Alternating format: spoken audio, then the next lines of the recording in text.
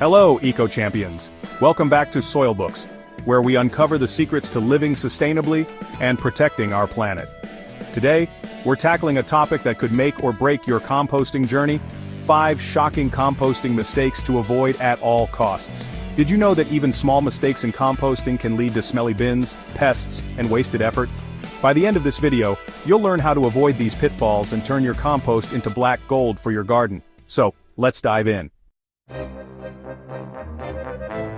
Mistake number 1 is adding the wrong materials to your compost bin.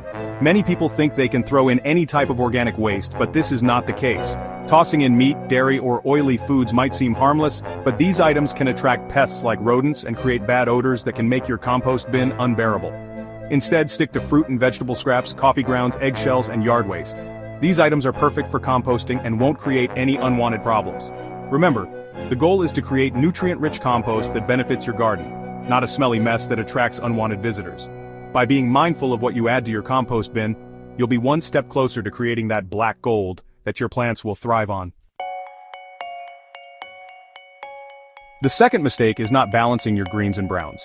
Greens, such as food scraps and grass clippings, are rich in nitrogen.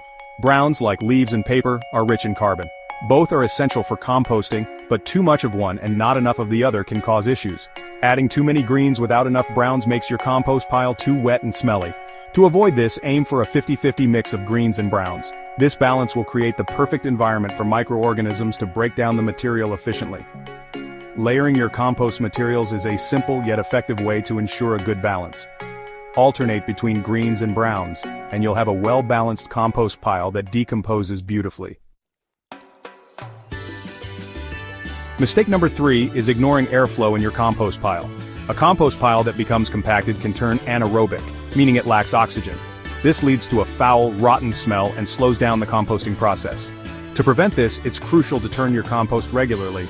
Turning the compost introduces oxygen, which is vital for the aerobic bacteria that break down the organic material. These bacteria thrive in an oxygen-rich environment and work more efficiently.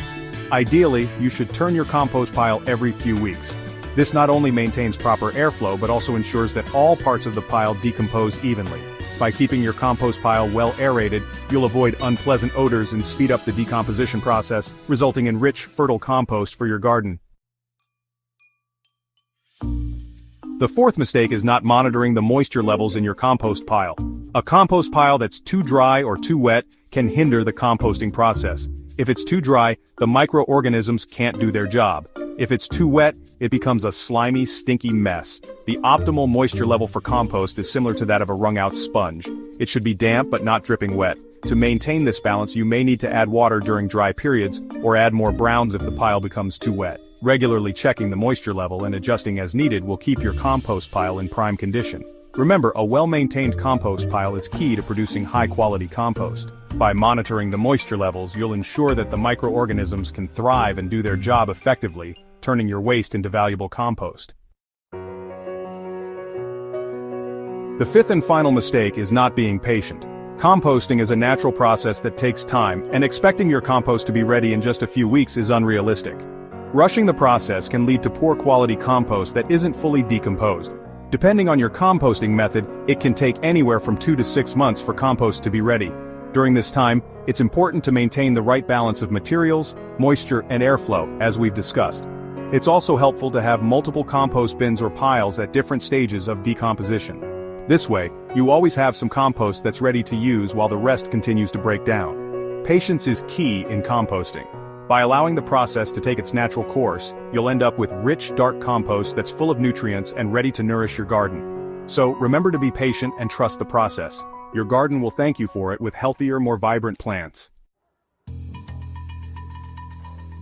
Now that you know what to avoid, here are some quick tips to make your composting journey a success. Chop your waste. Smaller pieces break down faster. Layer it right. Alternate greens and browns for better decomposition. Monitor temperature. A hot compost pile means it's working. Use a lid, keep pests out and moisture in. Be consistent.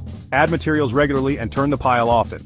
Now let's answer a quick question. Can you fix a smelly compost pile? Absolutely. Add more browns, turn the pile, and ensure proper airflow. In no time, your compost will be back on track. So here's my question for you. Which of these mistakes have you made, or which one surprised you the most? Let me know in the comments below. I'd love to hear your stories. Thank you so much for watching today's video. If you found these composting tips helpful, don't forget to give this video a thumbs up and share it with your friends.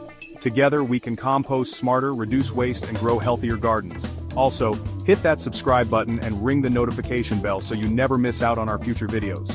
Until next time, stay green, keep composting, and remember, even small changes can make a big difference. See you soon.